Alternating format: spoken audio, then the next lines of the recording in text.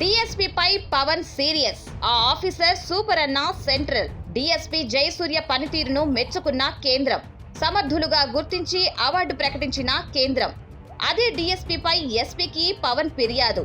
పవన్ నిజానిజాలు తెలుసుకోకపోవడం వల్లేనా? ఎల్లవెళ్లలా ఆవేశం పనికిరాదు. కొంత సంయమనం అవసరం. పవన్ కళ్యాణ్ కు ఇవ్వాల్సిన సలహా ఇదే.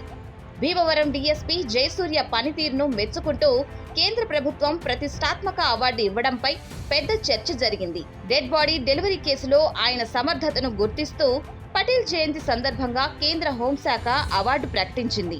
అంటే డీఎస్పీ జయసూర్య సమర్థుడే అని కేంద్రమే ఒప్పుకున్నట్లు స్పష్టంగా కనిపిస్తుంది. కానీ రాష్ట్రంలో మాత్రం పవన్ కళ్యాణ్ మరో సర్టిఫికేట్ ఇచ్చారు. ముఖ్యంగా భీమవరం ప్రాంతంలో సివిల్ వివాదాల్లో జోక్యం చేసుకుంటున్నారన్నది ప్రధాన ఆరోపణ.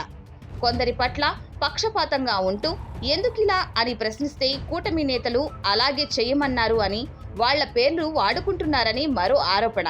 పైగా పేకాట శిబిరాలపై ఉక్కుపాదం మోపి కొన్ని ప్రాంతాల్లో మాత్రం అనుమతిస్తున్నారనే విమర్శలు చేశారు. దీనంతటిపై ఎంక్వైరీ చేయాలంటూ డిప్యూటీ సీఎం పవన్ కళ్యాణ్ స్వయంగా ఎస్పీకి ఫిర్యాదు చేశారనేది ప్రధాన వార్త.